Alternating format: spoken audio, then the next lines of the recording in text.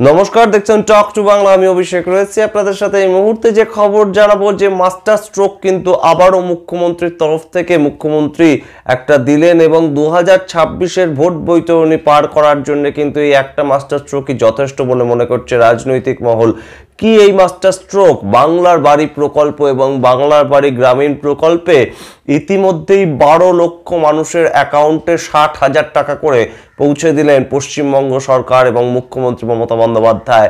এই উদ্যোগ কিন্তু প্রধানমন্ত্রী আবাস যোজনা যে তৈরি হয়েছিল, প্রধানমন্ত্রী আবাস যোজনা, সেই আবাস যোজনা রীতিমতন একটা সেখান থেকে দেখেই রীতিমতন মুখ্যমন্ত্রী মমতা বন্দ্যোপাধ্যায়ের এই মাস্টার স্ট্রোক। এবং আমরা কিন্তু জানি যে বারংবার ভোট বৈতরণী পার করার জন্য বিজেপি তাদের পক্ষ থেকে কিন্তু প্রধানমন্ত্রী আবাস যোজনার অ্যাডভার্টাইজমেন্টটা বিভিন্ন রাজ্যের ক্ষেত্রে কিন্তু ব্যবহার করেছে। সেটাকে কি ফলো করলেন মুখ্যমন্ত্রী মমতা বন্দ্যোপাধ্যায়? কি এই আবাস যোজনা, কারা পাবেন এই সুবিধা, সমস্ত খবর জানাবো বিস্তারিত। তার আগে টক টু বাংলা ইউটিউব চ্যানেলটিকে সাবস্ক্রাইব করুন। আসছি খবরে।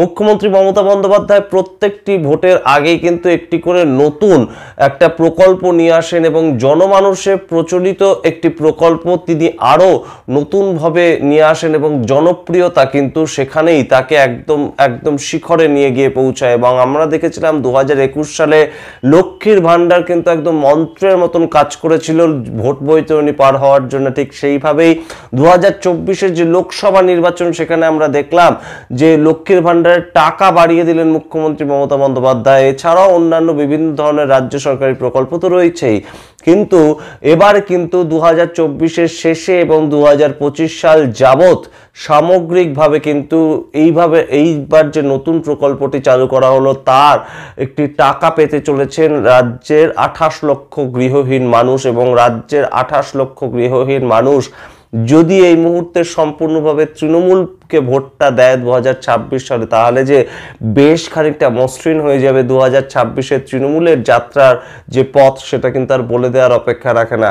আমরা ইতিমধ্যেই জানি প্রধানমন্ত্রী আবাস যোজনার যে প্রকল্প, সেই প্রকল্প কিন্তু অত্যন্ত প্রচলিত এবং প্রধানমন্ত্রী আবাস যোজনার গ্রামীণ এবং শহর কেন্দ্রিক দু ধরনের প্রকল্প রয়েছে। কিন্তু পশ্চিমবঙ্গের বারংবার আমরা তৃণমূল নেতাদের মুখে কিন্তু শুনেছি যে পশ্চিমবঙ্গ কোথাও গিয়ে বঞ্চিত হচ্ছে। এবং এদিনও মঙ্গলবার মুখ্যমন্ত্রী নবান্ন থেকে যখন বৈঠক করেন এবং তিনি 12 লক্ষ মানুষকে যে 60,000 টাকা করে ব্যাংক অ্যাকাউন্টে সরাসরি টাকা দিয়ে দিয়েছে রাজ্য সরকার, সেটা ঘোষণা করেন, তখনও তিনি কেন্দ্রের যে বঞ্চনা এই প্রধানমন্ত্রী আবাস যোজনার ক্ষেত্রে 24,000 কোটি টাকা এখনো পর্যন্ত মুখ্যমন্ত্রী বলেন যে কেন্দ্র থেকে পাওয়া তাদের কিন্তু বাকি আছে। অর্থাৎ পশ্চিমবঙ্গ সরকার কিন্তু 24,000 কোটি টাকা কেন্দ্রের থেকে পাবে এই আবাস যোজনা সংক্রান্ত যে টাকা বকেয়া আছে তাদের।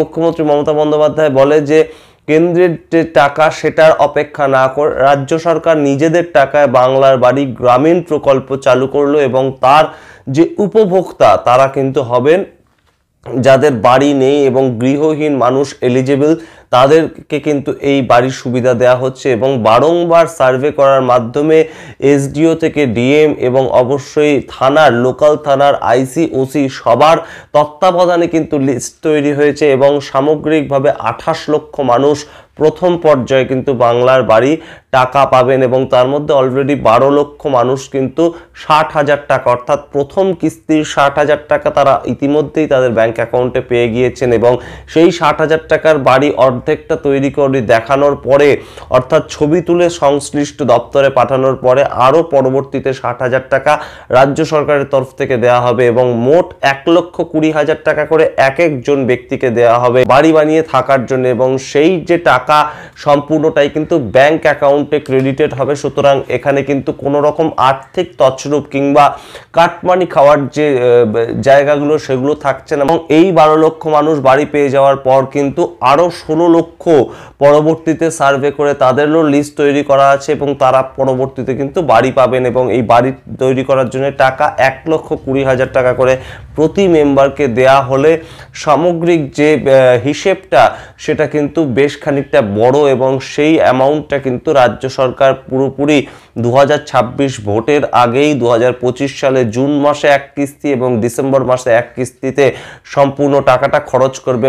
সামগ্রিক যে টাকাটার পরিমাণ মুখ্যমন্ত্রী নবান্ন থেকে এদিন উল্লেখ করেছেন যে 28 লক্ষ মানুষকে 1,20,000 টাকা করে দিতে হলে সামগ্রিকভাবে রাজ্য সরকারের এই মুহূর্তে খরচ হচ্ছে 14,773 কোটি টাকা। সেটা কিন্তু রাজ্য নিজের টাকা থেকে দিচ্ছে। সুতরাং মুখ্যমন্ত্রী মমতা বন্দ্যোপাধ্যায় এবার কিন্তু যে মাস্টার স্ট্রোকটা দিলেন সেটা কিন্তু অবশ্যই রাজনৈতিক মহল মনে করছে যে 2026-এ ভোটের আগে 28 লক্ষ গৃহহীন মানুষ যারা মাটির বাড়িতে থাকে, যাদের বিভিন্ন সময় বাড়ি ধসে গিয়েছে এবং বিভিন্ন যে ঝড়, দানার মতন ঝড় কিংবা আমফানের মতন ঝড়ে যাদের বাড়ি নষ্ট হয়ে গিয়েছে, মাটির বাড়ি ধসে পড়েছে বিভিন্ন সময়, তারা ত্রিপলের নিচে এখন থাকে, সেই ধরনের মানুষদেরকে মূলত এই ধরনের যে একটা ছাদযুক্ত বাড়ি তৈরি করে দেওয়া, সেই প্রকল্পটাই কিন্তু মুখ্যমন্ত্রী মমতা বন্দ্যোপাধ্যায় নিলেন। এবং অবশ্যই একটা জনহিতকর প্রকল্প, যে প্রকল্পের বারংবার সুবিধা ভোগ করেছে কিন্তু বিজেপি, তাদের এই প্রকল্পের মাধ্যমে কিন্তু বারংবার ভোট বৈতরণী বিভিন্ন রাজ্যে তারা পার হয়েছে। ঠিক যেমনভাবে মুখ্যমন্ত্রী মমতা বন্দ্যোপাধ্যায় 2021-এ লক্ষ্মীর ভাণ্ডার প্রকল্প এনেছিলেন, 2024-এ লক্ষ্মীর ভাণ্ডারের টাকা বাড়িয়েছিলেন এবং সেই জায়গা থেকে 2026 সালের বিধানসভা ভোটকে সামনে রেখে বাংলার বাড়ি গ্রামীণ প্রকল্প, সেটা কিন্তু অবশ্যই একটা রাজনৈতিকভাবে একটা ছয় হাঁকালেন রীতিমতন। এবং সেই জায়গাটা কিন্তু অবশ্যই ভোটের বাক্সে তৃণমূল কংগ্রেস যে লাভ করবে, সেই বেনিফিটটা যে লাভ করবে, সেটা কিন্তু আর বলে দেওয়ার অপেক্ষা রাখে না। আমরা অবশ্যই নজর রাখবো 2025 সালে যে কলকাতা কর্পোরেশন নির্বাচন আছে, বিভিন্ন জায়গায় কাউন্সিলর নির্বাচন আছে, তার আগে শহরের জন্য কোনো রকম কোনো মাস্টার স্ট্রোক মুখ্যমন্ত্রী মমতা বন্দ্যোপাধ্যায়ের মাথা থেকে নতুনভাবে বেরোয় কিনা এবং শহরের জন্য মানুষ কোনোভাবে নতুন কোনো লাভ করেন কিনা কিছু রাজ্য সরকারের কাছ থেকে। সুতরাং সাধারণ মানুষের সরকার, সাধারণ মানুষের গভর্নমেন্ট হিসেবে যে তৃণমূল সরকার বারংবার নিজেদেরকে প্রমাণ দিতে চাইছে, সেটা কিন্তু আর বলে দেওয়ার অপেক্ষা রাখে না। আমরা অবশ্যই নজর রাখবো 2025-কে কেন্দ্র করে নতুন করে কি প্রকল্প নিয়ে আসতে চলেছেন মুখ্যমন্ত্রী মমতা বন্দ্যোপাধ্যায় এবং 2026-এ আগে আর কি কি চমক তিনি দেন তৃণমূল সরকারের পক্ষ থেকে, সেই সমস্ত খবর হাজির করবো আপনাদের সামনে। আপনারা দেখতে থাকুন টক টু বাংলা। ভুলবেন না টক টু বাংলা ইউটিউব চ্যানেলকে সাবস্ক্রাইব করতে। ধন্যবাদ।